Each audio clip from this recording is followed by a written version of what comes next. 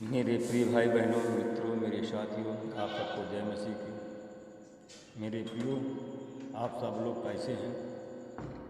मुझे पूरी आशा है कि आप लोग सब अच्छे हैं, कुशल हैं।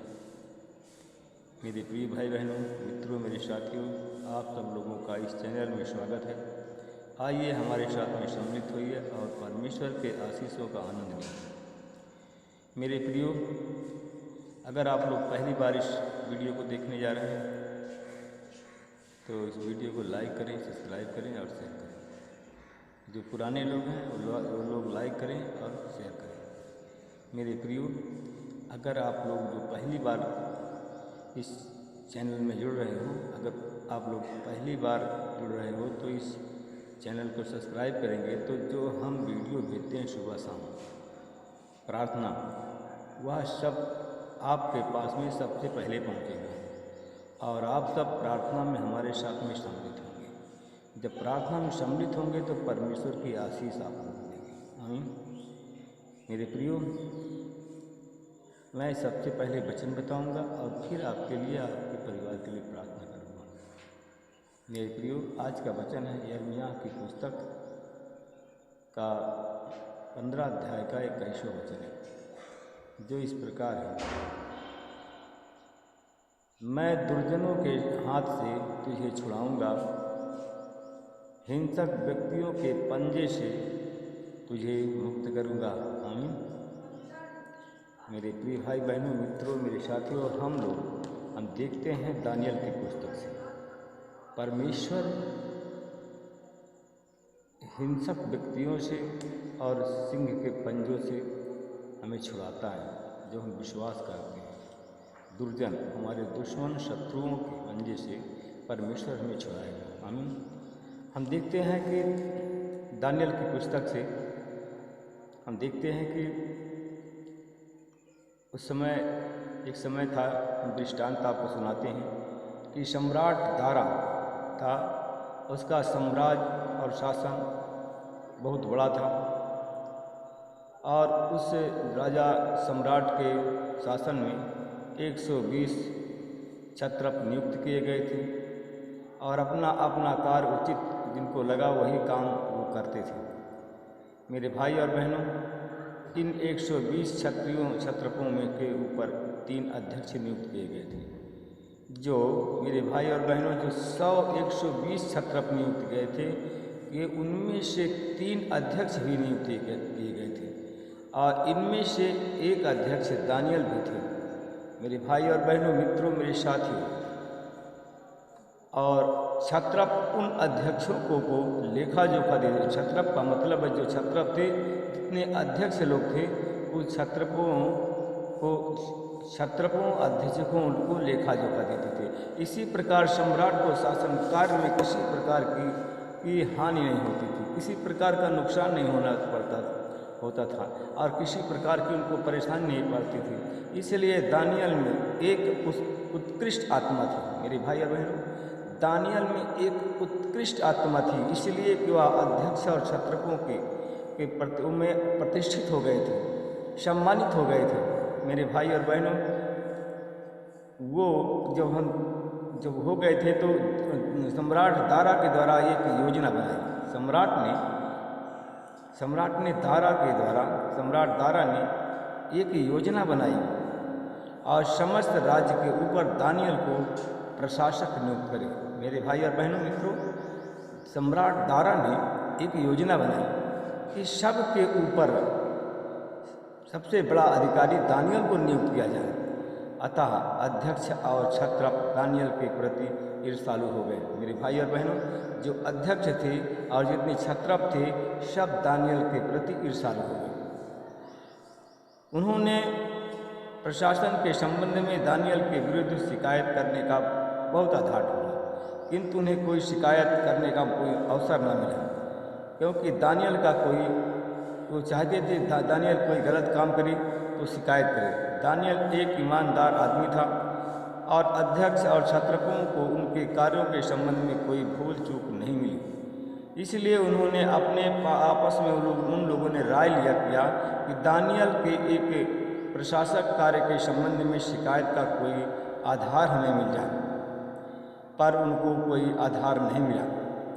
इसके व्यवस्था के संबंध में कोई उनको गलती नहीं मिली। मेरे भाई और बहनों, मित्रों, मेरे साथियों, ये अध्यक्ष क्षत्रप एक राय होकर के राजा सम्राट दारा के पास में गए और उन्होंने यह कहा कि महाराज दारा, आप लाखों वर्ष जिए, आपके राज्य के अध्यक्ष, हाकिम, क्षत्रप, मंत्री, राज्यपाल सब लोग एक मत होकर के यह हमने निर्णय लिया है कि महाराज को यह एक राय दी कि आपके यह आदेश और निषेधाज्ञा प्रसारित किया, आपके राज्य की आज्ञा प्रसारित किया जाए कि जो भी व्यक्ति 30 दिन की अवधि में किसी भी देवता, किसी भी मनुष्य की गिनती करेगा वह सिंहों के मान में डाल दिया जाएगा।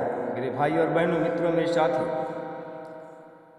अब महाराज ने इस आज्ञा को पक्का कर दी। कहा कि हे राजा, इस आज्ञा को पक्का कर दीजिए, और उन्होंने उस पर हस्ताक्षर भी कर दिए।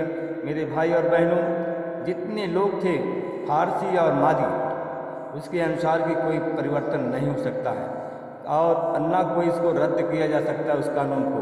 अतः सम्राट दारा ने उस पत्र पर हस्ताक्षर कर दिया। मेरे भाई और बहनों, मेरे साथियों, जब दानियल को भी यह मालूम हुआ कि एक आज्ञा के पत्र पर सम्राट दारा ने हस्ताक्षर कर दिए हैं, तो अपने घर में गए और अपने घर की ऊपरी मंजिल के कमरे में खिड़की के सामने यरूशलेम के नगर की ओर जो दिशा में खुलती थी, वह दिन में 3 बार घुटना टेक करके परमेश्वर की प्रार्थना करते थे। आमीन। मेरे भाई और बहनों, मित्रों, मेरे साथी, और उसको धन्यवाद दिया करते थे। परमेश्वर को धन्यवाद, बार बार धन्यवाद दिया करता था। आज भी उन्होंने वैसा ही किया मेरे प्रियो। और उसी समय अध्यक्ष क्षत्रप जितने मंत्री थे एक मत हो गए थे। दानियल को अपने परमेश्वर से निवेदन करते और विनती करते हुए पाया। अतः सम्राट दारा के पास आए। उन्होंने यह आज्ञा के संबंध में उनसे कहा, महाराज, क्या आप इस आज्ञा पर हस्ताक्षर नहीं किया था कि जो व्यक्ति 30 दिन की अवधि के दौरान आपके अतिरिक्त किसी देवता या मनुष्य की गिनती करेगा तो वह सिंह की मान में डाल दिया जाएगा? सम्राट ने उत्तर दिया, मादी और फारसी के संविधान के अनुसार यह आज्ञा पक्की है, उनमें से ना कोई परिवर्तन हो सकता है और ना कोई रद्द किया जा सकता है। मेरे भाई और बहनों, मित्रों, मेरे साथियों, सम्राट दारा के सम्मुख आकर कहा, महाराज, वह दानियल जो यहूदा प्रदेश के निष्कासितों में से एक है, आपकी उपेक्षा करते हैं, जिससे निषेधाज्ञा के पत्र पर आपने हस्ताक्षर किया है, वह उस पर ध्यान नहीं देते हैं। महाराज, वह आपके परमेश्वर से दिन में 3 बार, वह अपने परमेश्वर से 3 बार दिन में विनती करते हैं। ये बातें करते हुए सम्राट दारा को बड़ा दुख हुआ। वह दानियल को बचाने के लिए उपाय सोचने लगा। वह सवेरे से शाम तक दानियल की रक्षा के लिए मन ही मन कोशिश करता रहा और सारे लोग एक मत हो गए। दारा के पास में फिर आए। उन्होंने सम्राट से कहा, महाराज, याद कीजिए जो आपने आज्ञा को ठहराया है, अध्यादेश जारी किया है, न परिवर्तन हो सकता है, न कोई रद्द किया जा सकता है। तो तब सम्राट दारा ने दानियल को बंदी बनाने के लिए अपने सैनिक भेजे और उसको पकड़कर बंदी बना लिया गया। मेरे भाई और बहनों, जब पकड़ करके जब बंदी बना लिया गया तो दानियल को सिंह की मान में डाल दिया गया। सम्राट ने दानियल से कहा, वो दानियल जिस परमेश्वर की तुम निरंतर सेवा करते हो वही तुम्हारी रक्षा करे। तब सम्राट के कर्मचारी बड़ा पत्थर लाए और उन्होंने मान के ऊपर मुँह रख दिया और वहाँ पर उसको दानियल को उस सिंह के मान में डाल दिया गया और अपनी अंगूठी से हस्ताक्षर कर दिया। कहा कि ना इसे बदला जा सकता है, ना छोड़ा जा सकता है। जब उसको सिंह की मान में सम्राट दारा ने डाल दिया तो उसने रात में भोजन नहीं किया, ना मनोरंजन करने वालों को मना कर दिया। रात में कोई मनोरंजन नहीं किया, उसे रात की नींद उड़ गई। मेरे भाई और बहनों, मित्रों, मेरे साथियों, सवेरे सूरज निकलते ही सम्राट दारा पलंग से उठा, अविलंब सिंह की मान की ओर गया और मान के पास में पहुंचा जहां दानियल बंद था। मेरे भाई और बहनों, मित्रों, मेरे साथियों, और उसको बड़ी दुख भरी आवाज़ में उसने पुकारा कि वो परमेश्वर के पुत्र दानियल, तुम कहाँ हो? तब दानियल ने पुकार कर कहा कि हे परमेश्वर, कहा कि हे राजा, मैं यहाँ हूँ। और कहा कि तू जीवित है? कहा जिस परमेश्वर की मैं प्रार्थना करता था, जिस परमेश्वर पर मुझे विश्वास था, वही परमेश्वर ने मुझे बचा लिया। आमीन। आइए हम आपके लिए और आपके परिवार के लिए प्रार्थना करते हैं, जिससे आप लोग बच जाएं, आपके परिवार बच जाए। अनुग्रहकारी दयालु पिता परमेश्वर, मैं आपका धन्यवाद करता हूँ सुबह के समय फिर आपके चरणों में आ रहा हूँ।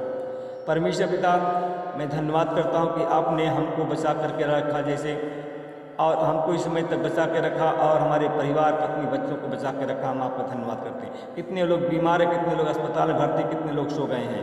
परमेश्वर पिता, तू दया का धनी है। मैं आपका धन्यवाद करता हूँ। मैं आपसे विनती प्रार्थना करता हूँ, जैसे परमेश्वर पिता तुम उन और दास दासियों से प्रेम करता है, उन अपने भक्तों से प्रेम करता है जो आपसे प्रेम करते हैं। परमेश्वर पिता, जितने विश्वासी हैं मेरे भाई और बहनों, मित्रों, मेरे साथियों, जैसे दानियल का विश्वास था उसी प्रकार अपना विश्वास भी बनाए रखें और परमेश्वर से प्रार्थना करते रहें और खड़े हो जाइए, प्रार्थना करें, जिससे जैसे दानियल की प्रार्थना को परमेश्वर ने सुना है उसी प्रकार परमेश्वर आपकी प्रार्थना को सुने और आपको उत्तर दे। परमेश्वर पिता, मैं धन्यवाद करता हूँ। उन भाई बहनों के लिए प्रार्थना करता जो लोग खड़े हैं, पश्चाताप कर रहे हैं, जैसे दानियल की प्रार्थना को आपने सुना वैसे उनकी प्रार्थनाओं को सुने और उनका उत्तर दें। जो लोग भाई हमारे बहन बीमारी के जाल में फंस गए हैं, यीशु के नाम से उस जाल को तो काटता हूँ और उस भाई बहन को आज़ाद करता हूँ रोग बीमारी से। जो शैतान से ग्रसित हैं, शैतान नहीं छोड़ रहा है, शैतान बार बार उसको परेशान करता है और यीशु तेरे नाम से शैतान के हर एक जाल को नाकाम करता हूँ। उन भाई और बहनों को शैतान के जाल से छुड़ाना, आज़ाद करता हूँ यीशु के नाम से प्रार्थना। परमेश्वर पिता, मैं धन्यवाद करता हूँ भाई और बहनों के लिए मैं प्रार्थना करता हूँ। परमेश्वर पिता, जो इस समय पेट में जिनके गैस की बीमारी से पीड़ित हैं, उनके बंद गैस को निकालता हूँ और गैस की बीमारी से चंगाई और छुटकारे की सामर्थ्य विलित करता हूँ, चंगाई देता हूँ। मैं उन भाई और बहनों के लिए प्रार्थना करता हूँ। परमेश्वर पिता, जिनके सीने में दर्द है या पेट में दर्द है, उनके सारे दर्द पीड़ा को तेरे लहू से धोकर के यीशु मसीह के नाम से चंगाई देता हूँ। यीशु मसीह, तेरे नाम से इस समय लोग चंगे हो या तेरे नाम की महिमा करें, बड़ाई करें। उन भाई और बहनों के लिए प्रार्थना करता हूँ जो लोग शुगर के रोग से पीड़ित हैं, थायराइड के रोग से पीड़ित हैं, सांस के रोग से पीड़ित हैं, और यीशु मसीह तेरे नाम से लोग अच्छे हो जाएं, तेरे नाम की महिमा करें, बड़ाई करें। मैं उन भाई और बहनों के लिए प्रार्थना करता हूँ। परमेश्वर पिता, जो लोग बवासीर के रोग से पीड़ित हैं, परमेश्वर पिता, जो लोग सांस के रोग से पीड़ित हैं, खांसी के रोग से पीड़ित हैं, रतौंधी है, मोतियाबिंद है, इन सारी बीमारी से चंगाई में आशीष बोलता हूँ और यीशु मसीह तेरे नाम से लोग चंगे हुए, तेरे नाम की महिमा करें, बड़ाई करें। उन भाई बहनों के लिए प्रार्थना करता हूँ जिनके पास में दुकान है, बिजनेस है, व्यापार है, इन सब पर भी आपकी आशीष बोलता हूँ और वो फलवंत हों, उनकी उन्नति हो जाए और वो परमेश्वर पिता आपकी आशीष, आपका अनुग्रह, आपकी दया उन पर हमेशा बना रहे। मैं उन भाई और बहनों के लिए प्रार्थना करता हूँ। परमेश्वर पिता, जिनके पास में संतान नहीं, उन पर संतान की आशीष बोलता हूँ, जिनके पास में संतान नहीं, उन पर संतान की आशीष बोलता हूँ और यीशु मसीह तेरे नाम से प्रार्थना मांगता हूँ और इसी समय वो लोग संगे हो जाए, तेरे नाम की महिमा की बड़ाई करें। परमेश्वर पिता, मैं परमेश्वर पिता उन भाई और बहनों के लिए प्रार्थना करता हूँ। परमेश्वर पिता, तू दया का धनी है, देने वाला परमेश्वर है।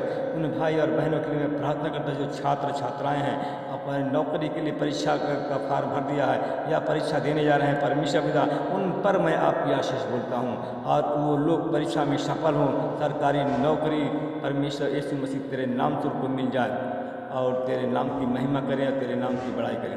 मैं परमेश्वर पिता फिर मैं आपका धन्यवाद करता हूँ, आपके चरणों में आता हूँ। उन भाई और बहनों के लिए मैं फिर प्रार्थना करता हूँ। परमेश्वर पिता, जो इस समय परमेश्वर पिता, जो इस समय टीबी के रोग से पीड़ित हैं या कैंसर के रोग से पीड़ित हैं या परमेश्वर पिता या उनके सर में गांठ है और यीशु मसीह के नाम से लोग चंगे हों, तेरे नाम की महिमा करें, बड़ाई करें।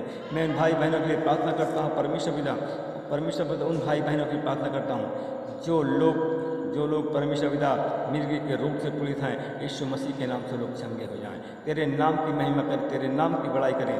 परमेश्वर पिता में धन्यवाद करता हूँ, आपने हमारी विनती प्रार्थना को सुन लिया है। हाँ आमीन में उत्तर दे दिया, मैं आपको धन्यवाद करता हूँ। मेरे प्रिय भाई बहनों, मित्रों, मेरे साथी, परमेश्वर अगर आपको आशीषित करते हैं, परमेश्वर आपके प्रश्नों का उत्तर देते हैं, तो आप लोग अपनी गवाही को अवश्य वीडियो कॉल के द्वारा भेजें। अब अगर ऐसा नहीं कर सकते हैं तो आप कमांडमेंट के द्वारा आप अपनी गवाही को भेज सकते हैं, जिससे परमेश्वर का राज्य बढ़े, परमेश्वर का काम बढ़े और लोग जाने कि परमेश्वर यीशु मसीह के नाम से चंगाई मिलती है। आमीन। आप सबको जय मसीह की। जैसे अभी आप कुशल हैं, परमेश्वर की कृपा से आप हमेशा कुशल से रहेंगे। आमीन।